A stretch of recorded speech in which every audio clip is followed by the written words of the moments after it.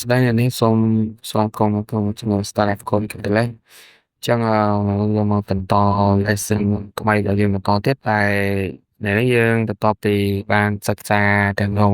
C C++ រួចទៅលើយើងយើងតេតមក design ក៏ឲ្យ design ហើយចឹង web development ទៅកន្លែងនេះគឺដល់ទៅលើ language ចំនួន3ទី1គឺប្រភេទ HTML ដែលជាប្រភេទភាសាមួយដែលយើងរៀននៅ web application ឬក៏យើងរៀននៅប្រភេទ web page របស់យើងហើយយើងរៀនវានៅលើ browser ក៏បាន Safari ក៏បាន Firefox ក៏បានវា support បានគ្រប់ browser អញ្ចឹងវគ្គសិក្សាថ្មីរបស់យើងហ្នឹងគឺយើងមករៀន HTML ហើយវគ្គសិក្សាគឺផ្ដោតទៅលើ front-end development skill អញ្ចឹងទៅអញ្ចឹងយើងមកសិក្សាទាំងអស់គ្នាស្វែងយល់ថាតើfront-end development ឬក៏តាក់ទងនឹង web design របស់យើងហ្នឹងគេផ្ដោតទៅលើ HTML គេសិក្សាទៅលើអីគេខ្លះអញ្ចឹងអូខេsorry ឥឡូវយើងធ្វើការបើកអូខេឥឡូវខ្ញុំសូមអូខេឥឡូវយើងចូល web browser មកអញ្ចឹងដើម្បីអាចរៀនបានយើងវាយទៅថាWP School WC School ជា website មួយដែលយើងដែលមាន free គ្រប់ប្រភេទlesson ទាំងអស់អញ្ចឹងវាអាចរៀនក្នុងហ្នឹងហើយយើងមកសិក្សាមកកកាយចូលពីមេរៀនទាំងអស់នៅក្នុង WC School ហ្នឹងយើងឲ្យតែមេរៀនតាក់ទងនឹងប្រភេទ web design ដែលយើងមករៀននៅក្នុងនោះទាំងអស់អញ្ចឹងទៅអូខេអញ្ចឹងដំបូងឡើយ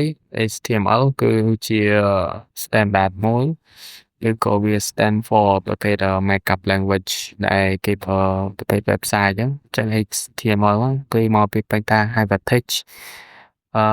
markup language អញ្ចឹងវាជាប្រភេទ markup language ទេវាមិនមែនជា programming language តែវាត្រូវបានmodify ទៅជា code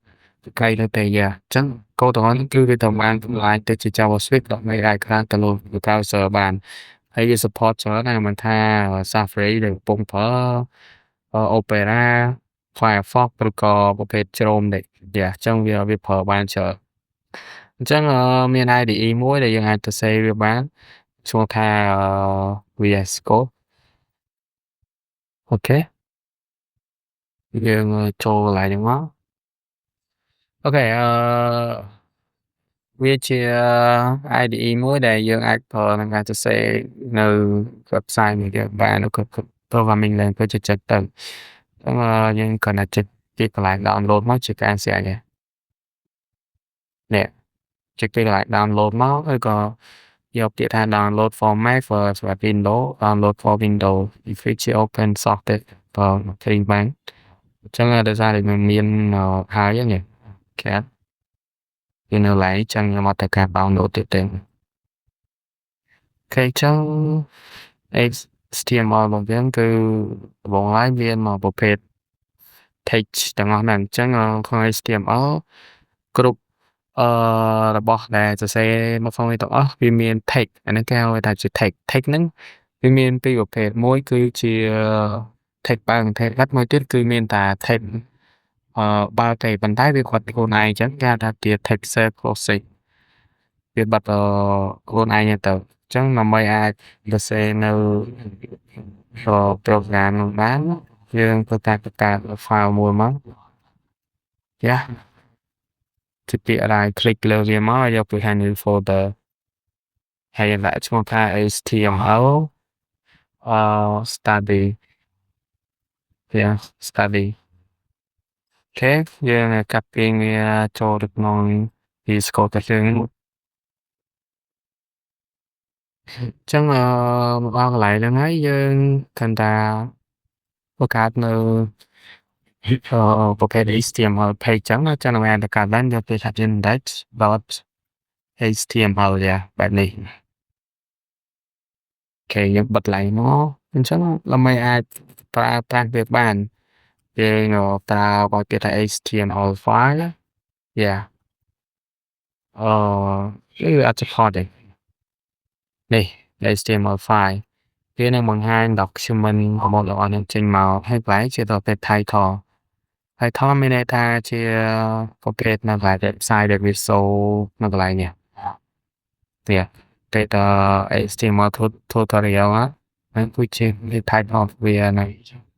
ហើយ Unite Meta ហើយអននេះហ្នឹងយើងមិនបាច់ខលវាទេអាហ្នឹងអត់សំខាន់យើងលុបចោលក៏បានដែរអាហ្នឹងគោលនេះតកតង hashtag គឺវាក្តោបទៅលើ property លើដែលយើងដាក់ជាលក្ខណៈ style ក៏បានយើងប្រើជា link ក៏បានភ្ជាប់ទៅ page មួយទៅ page មួយអញ្ចឹងទេហើយណែ doc ថៃហ្នឹងគឺគេគ្រាន់តែបង្ហាញថាប្រភេទ document ហ្នឹងជាគេជាប្រភេទ HTML វា HTML នេះហ្នឹងគឺជា language របស់វាជាភាសាដែលយើងទៅ save ជាភាសាអង់គ្លេសអញ្ចឹងទៅអញ្ចឹងវា support ភាសាអង់គ្លេសហ្នឹងហើយ body tag គ្រប់ code ទាំងអស់គ្រប់ block ទាំងអស់គឺយើងទៅ save នៅក្នុង body tag នឹងឯង body tag ហ្នឹងប្រៀបដូចជាកូនប្រាណរបស់HTML ទាំងមូលដែលយើងចូលសាច់ចូលឈាមចូលឆ្អឹងឲ្យវាអញ្ចឹងទៅអញ្ចឹងគ្រប់ tag ទាំងអស់ហ្នឹងគឺក្តោបដោយមេមួយឈ្មោះថា HTML នេះវាជា parent tag អានេះវាជា body tag វាជា child tag นั่นเองគឺយើងអាចទៅ save លើវាបានឆេងអាមិញនេះយើងទៅ save HTML file ទៅចេញបែបនេះហើយវិធីសាស្ត្រមួយទៀតយើងក៏ថាចុច shift ហើយសញ្ញាលេខ1យ៉ាពេលថាចេញសញ្ញាឧទានមកហើយ click លើវាគឺវាបានដូចគ្នាពីវិធីសាស្ត្រនេះយើងអាចធ្វើមួយណាក៏បានយើងគិតថាវា easy យ៉ាងជើងអញ្ចឹងលោកឧទាហរណ៍ថាខ្ញុំកាត់ tag ឡើងនឹងមួយហើយខ្ញុំដាក់វាថាstudying HTML យ៉ាអញ្ចឹងដើម្បីអាចអានវាបានយើងចូលទៅកាន់ extension មកហើយយើងត្រូវការបើកនៅ property ក៏បាននៅ property មួយឈ្មោះថា line server អូខេនេះនេះ line server នេះគឺមានស្គាល់វាមកគេថាយើងត្រូវមាន line server ហ្នឹងដើម្បីធ្វើការ run វានៅលើ web browser អញ្ចឹងដើម្បីអាច run វាបានយើងគ្រាន់តែចុចពាក្យ control ហើយ click លើវាយ៉ា control click ហើយយើងយកពាក្យថា open with line server នេះ open with line server click លើវាចឹងមកអូខេនេះឃើញទេនេះតើតើជាមួយនឹង study HTML ដែលយើងបានដាក់ឈ្មោះកន្លែងហ្នឹងឯងខ្ញុំខ្ញុំដូរកន្លែងដាក់ថា learning HTML ហើយទៅ click save យើងចុច command ហើយចុច command -s ប៉ុន្តែបើសម្រាប់ Windows យើងចុច control S មក save ដូចគ្នាហ្នឹងអញ្ចឹងតទៅមកយើងចុចលើនេះមកអូខេវាចេញ learn HTML នេះជារបៀបដាក់title ហ្នឹងវាដូចជាចំណងជើងនៃ page ខំ page មួយយើងចង់ដាក់មិនក៏បានដែរហ្នឹងខ្ញុំតទៅ title ហើយ body នេះសុំណែនាំ text មួយចំនួនទី1មានដូចជា H1 H2 H3 H4 H5 និង H6 មាន H ហ្នឹងមានន័យថាគឺ header យ៉ា H ហ្នឹងគឺស្មើនឹង header គឺជាប្រភេទមួយដែលជាអក្សរធំឬក៏ជាសារ hello តែយើងដាក់ H1 ហើយយើងដាក់ hello world បែបនេះគេយើងចុច command S ដើម្បី save បើនៅក្នុង Windows យើងចុច control S ដើម្បី save អញ្ចឹងយើងចូលទៅមើល page browser របស់យើងអូខេទៅចេញ hello world មូលហេតុដែលវា refresh ហើយ auto បែបហ្នឹងដោយសារតែយើងប្រើ line server វាប្រើ line server ទេយើងវាត្រូវ refresh page មួយអញ្ចឹងវាការងារវាសាំច្រើនគេអត់សូវ smooth ទេអូខេអញ្ចឹងបែបនេះបើសិនជាយើងមានដូចជា AP ដាក់ថា I like views អូខេតែយើងមើលអូខេភាពធៀបរវាង H1 និង H2 H1 វាធំជាងបន្តិច H2 វាអត់សូវធំដូចទូអញ្ចឹងមានអីគេទៀតដូចជា H3 I love code អីចឹងទៅ H4 I study coding yeah H5 I learn program អូខេអញ្ចឹងវាបើក page នោះចេះអក្សរល្អហ្នឹងវានឹងទូចទៅតាម heading របស់វាចឹងអញ្ចឹងគេជាមកលម្អិតថាអូA1 A2 A3 A4 A5 នេះគេប្រើវាដើម្បីអីហើយអឺគេដាក់វានៅលើ head នៅលើ page របស់យើងអ្នក web browser design ហ្នឹងគេប្រើដើម្បីអីចឹងទៅវាអញ្ចឹងដូចជា ចុងក្រោយដូចជា exit យើងដាក់ថា I love you យ៉ាអញ្ចឹងទៅគេវាទូចមែនតើនេះអញ្ចឹងអក្សរវាកាន់តែធំ text វា1 2 3 4 5កាន់តែធំយើងឲ្យវាកាន់តែទូតាមហ្នឹងចឹងទៅហើយនិយាយទៅគោល programmer គាត់មិនដែលប្រើទៅដល់ X4 និង X5 និង X6 ទេព្រោះវាទូចពេកអក្សរវាច្រើនគេប្រើតែត្រឹម X1 ដល់ត្រឹម X3 អស់តែបើអ្នកចង់ដល់ X4 ក៏ប្រើទៅអត់បញ្ហាទេហ្នឹងគឺ text ហ្នឹងគឺសំដៅទៅលើរបស់កាត់បើកបិទហើយសាច់អក្សរនៅខាងក្នុងគេហៅវាថាជា element វា element មានន័យថាធាតុដែលយើងទៅសេចូលនៅកន្លែងហ្នឹងអញ្ចឹងទៅវាចន្លោះ text បាំង text បិទហ្នឹងហើយវាមានដូចជា class នេះគេហៅវាថាជា attribute yeah class is an attribute yeah attribute attribute ដូចជា class ID yeah sorry ជា attribute តែដោយសារតែវាជាបើកត្រឹមតែបើក2មកចឹងយើងអត់តន់សិក្សាពីខ្លះពី ID អស់ហ្នឹងទេថាហ្នឹងមានន័យថាម៉េចយើងកាន់តែស្គាល់ថាអូ text បើក text បិទនៅក្នុងហ្នឹងវាមាន element តទៅក្នុង element ហើយវាមាន attribute អីចឹងទៅ attribute វាមានដូចជា style yeah style ក៏ជា attribute ដែរ yeah ជា attribute ដែរហ្នឹងវាមានតំណែងវាអាចមានដូចជា value ទៀតហ៎វាមានតែប៉ុណ្្នឹងឯងvalue ហ្នឹងគឺជា attribute ប៉ុន្តែយើងដាក់បានទេអាហ្នឹងស្ថិតនៅក្នុង form អូខេឥឡូវយើងលុបវាចេញមកវិញមកគាត់ដល់សូវឲ្យស្គាល់ទេអត់ទាន់ចូលដល់លំដាប់ form ហ្នឹងទេអូខេសូម្បីតែក្នុង AWS School គេ show ឲ្យយើងមកជា heading យ៉ាអូខេនេះជា paragraph E មានន័យថាជា paragraph paragraph នេះយើងសរសេរអក្សរជាច្រើននៅក្នុងហ្នឹងគេហៅថា lorem 20ជាយ៉ាងចឹងពេលយើងមកមើល text របស់យើងនេះ paragraph បែបនេះតែយើងមិនមែនសរសេរអក្សរតំណសរបានច្រើនទេគឺថាដាក់ lorem 100ពាក្យយ៉ាងនេះគឺ lorem 100ពាក្យគឺច្រើនមែនតើសិតតែអក្សរចឹងយើងមើលមកគេអក្សរច្រើនទោះមិនចង់ចេះអក្សរស្អីគឺយើងសរសេរនៅក្នុង key text ហ្នឹងភាសាគេក្តោបទៅលើ text យ៉ា P ហ្នឹងគឺស្មើទៅលើ text ហ្នឹងឯងអូខេឥឡូវយើងទៅមុខទីទៀតអញ្ចឹងអូខេ online trial set អូខេអញ្ចឹងតកតងជាមួយនឹងអឺ text ហ្នឹងមានន័យថាគឺប្រើសម្រាប់ link ហើយ link គឺគេប្រើសម្រាប់ឆ្លងពី link មួយទៅ link មួយចឹងទៅអូខេដូចជាអស់ហើយមានតែប៉ុណ្្នឹងទេហើយចេញចូល introduction បន្តិចអញ្ចឹង HTML គឺ Hypertext Markup Language ដែលគេប្រើសម្រាប់បង្កើតនៅ web page មានន័យថាជាស្រទាប់ page មួយចាដូចបើយើងបើកនៅ website មួយទៀតគឺទៀតថាដូចជា YouTube វា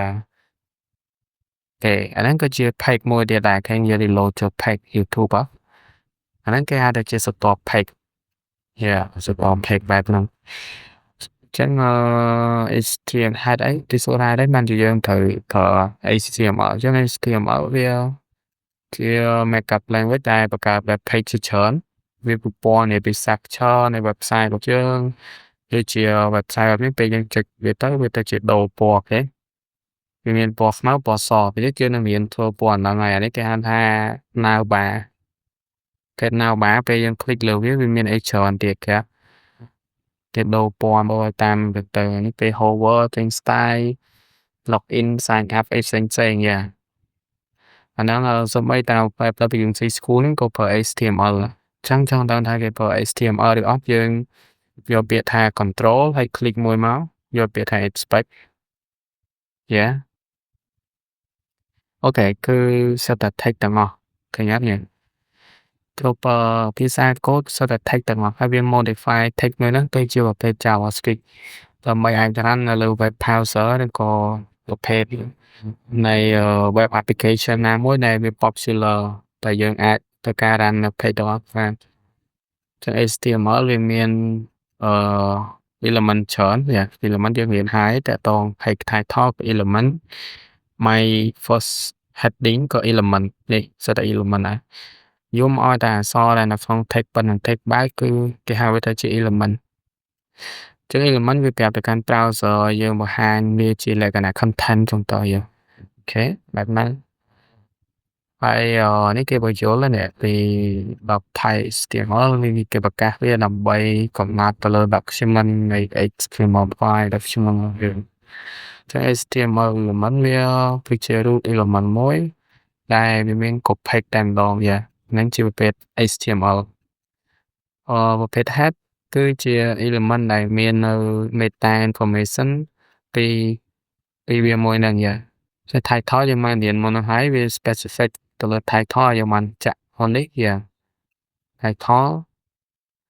ហើយ yeah ដូចជា take ឲ្យ content វារបស់មួយចំនួនវាអញ្ចឹងវា start ដំបូងគឺ ph 1យើងត្រូវចេះ ph 1ហ្នឹង take បិទ take បើកយ៉ា brackets br ហ្នឹងមានន័យថាម៉េចឥឡូវយើងដាក់ br មកអូខេ br ហ្នឹងមានន័យថាជាការចូលទៅទាត់អូខេជាការបកចូលទៅឆ្ងាយមួយទៀតឬក៏ខ្ញុំដាក់ថាh5 នេះខ្ញុំដាក់ br យ៉ា br ចំនួន2ដក face ចេញមកអញ្ចឹងឃើញថាគម្លាតរវាង5និង6នេះវាត្រូវបានចូលបន្ទាត់វា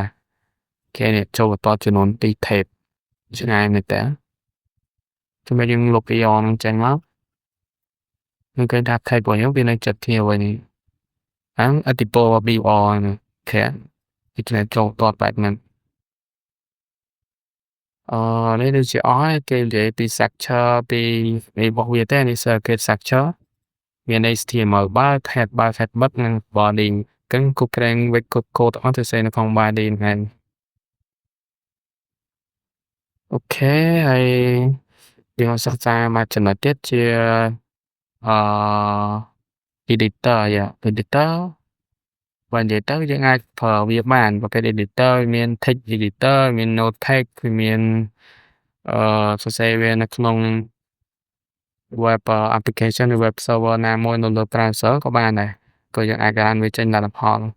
វាជា WC School គឺយើងអាចក្រានវាបានដែរទៅទៀតហើយខ្ញុំជួយកន្លែងនេះមកណាអូខេអញ្ចឹងខ្ញុំចង់កែឬចង់លុបមួយចំនួនចង់លុបខាងនេះចេញអញ្ចឹងដាក់ I am a programmer ចង់តែខ្ញុំចក្រានទៅគេនេះ I am a programmer យើងអាចទៅសេក៏លុបនៅនឹងបានអញ្ចឹង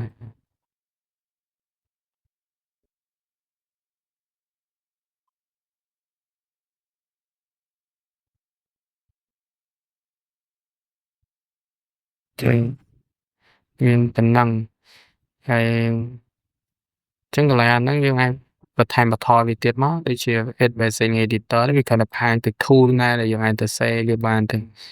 ប៉ុណ្ណឹងទេនេះ HTML heading គឺមាន6ទាំងអស់មានចំនួន6ប៉ុន្តែគេសូត្រ8ទេដូចជាហើយ text នេះគឺគេប្រើសម្រាប់ link អញ្ចឹងទៅយ៉ាងឧទាហរណ៍ថាខ្ញុំមាន text មួយយ៉ាងអញ្ចឹងចង់ link ទៅកាន់នេះគេឧទាហរណ៍ថាខ្ញុំចង់ link ទៅកាន់ YouTube យ៉ាង YouTube ចឹងមក YouTube www.youtube.com យ៉ាចឹងយើងសេ www.youtube.com យ៉ា Rồiយើងដាក់lại là tha dấu thủ. Khiយើង click មើលទៅ អូវាអត់ស្គាល់គេឥឡូវយើងមកគេឥឡូវចូល YouTube សិនមកអូខេនេះយើង copy link នេះទាំងអស់ចឹងយើងចូលមកកន្លែងនេះហើយយើង paste link នេះចូលភាសាទៀតអូខេវានឹងមក YouTube ឲ្យអានេះនេះបើ YouTube ឲ្យអាហ្នឹងអូខេអាហ្នឹងហ្នឹងគឺសម្រាប់ link យើងចង់ link ទៅកាន់មួយណាសបានដែរគឺវាមានប៉ុណ្ណឹងទេហ្នឹងមក get link ចង់ទៅ Facebook ក៏បាន Google ក៏បានទៅណាក៏បានហើយទៀតតើតើជាមួយនឹង image ជាប្រភេទយើងដាក់រូបយ៉ាឧទាហរណ៍ថាខ្ញុំមាន image មួយនេះគឺជា source រូបភាពរបស់វាចឹងដើម្បីឲ្យរូបភាពបានយើងចុចកន្លែងមកហើយយកទៅថា person png អូខេចឹងយើងចុចតែយករូបនេះចុះអូខេតែយករូបហ្នឹងចឹងខ្ញុំគ្រាន់តែ right click មកយើងចុចពាក្យ control right click យកពាក្យថា copy image address ហើយយកមកខាកន្លែង source របស់យើងនេះ source ហ្នឹងក៏ជា attribute ដែរ source ហើយនឹង out នេះគឺជា attribute យើងដាក់ថា person អូខេអានេះគឺជាប្រភេទ tag ពិសេសឬក៏គេហៅថា self closing tag ពិសេសគឺវាមានតែបើកខ្លួនវាទេបើកហើយវាបិទខ្លួនឯងចឹងវាខុសពី a tag នេះ a tag វាមានបើកហើយបិទអានេះអត់ទេវាបើកហើយបិទខ្លួនឯងអញ្ចឹងយើងចូលមើលឡើងHTML របស់យើងវា slow តិច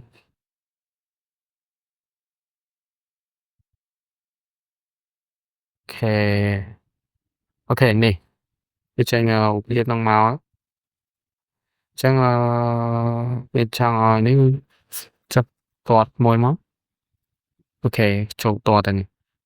អញ្ចឹងយើងបានរូបភាពហ្នឹងមកនេះដើម្បីឲ្យអាច add រូបភាពបន្ថែមដែលយើងដាក់រូបភាពឬក៏ដាក់អីផ្សេងនេះដូច add by music school អូខេចុះបើសិនជាយើងថែមថយនៅលើរូបភាពហ្នឹងឧទាហរណ៍ថាយើងថែម1 2 3ឬក៏អក្សរអញ្ចឹងទៅអញ្ចឹងរូបភាពហ្នឹងវានឹងបង្ហាញថា person វានឹងចេញពី out នេះមកអូខេវារៀង slow តិចយកមកហ្នឹងវា slow ទៀត slow មែនតើគេមិននេះវាចេញនេះតើតង person ក្រោមនេះខាងគឺន័យថាវាខុសចឹងបើយើងថែមពេលយើងមិនបាច់ថែមវាទេយើងទៅវិញគេវាចេញreport ដែរចឹងperson នេះគាត់តែបញ្ជាក់ថាបើសិនជាយើងទៅសេថាខុសកន្លែងណាមួយយើងគាត់តែដាក់សម្គាល់អាហ្នឹងគេដែលយើងថែមមិញអញ្ចឹងវាចេញ person ឲ្យយើងគេឥឡូវបတ်នេះវិញមកអូខេឥឡូវឃើញថាមានតែប៉ុណ្្នឹងទេហើយlesson របស់យើងក៏មានតែប៉ុណ្ណឹងដែរសម្រាប់ការចុចគ្នាលើកដំបូងនៃweb design វាឈានដល់មួយជំនាញទៀតហើយក្នុងការក្លាយទៅជា full stack web developer ចឹងទៅអូខេចឹងការ lesson ទី1របស់យើងគឺមានតែប៉ុណ្ណឹងទេយើងគ្រាន់តែស្គាល់ថាប្រភេទ tag មានអីគេខ្លះ tag មានពីរប្រភេទ tag បើ tag ប៉ាត់ហើយនិង self closing ហើយយល់ដឹងពីproperty ប្រអីទាំងអស់ហ្នឹងហើយវាទៅtag គឺវាក្តោបពី tag មួយទៅ tag មួយវាក្តោបគ្នារហូត yes ហើយអានេះយើងបានរៀនហើយពី heading មានចំនួន6 tag ធំហើយ 20គឺសម្រាប់tag តែអក្សរបានច្រើនអក្សរទៅបានដែរហើយនេះប្រើសម្រាប់ link ហើយ image នេះគឺប្រើសម្រាប់រូបភាពអញ្ចឹងទៅយ៉ាអញ្ចឹងlesson គឺមានតែប៉ុណ្ណឹងទេបើសិនជាស្គាល់ហើយណាគឺអាចសួរអាចបានតែសិក្សានៅ lesson មេរៀនខុសៗទៀតចឹងទៅអូខេអញ្ចឹងប៉ុណ្ណឹងចុះ thank you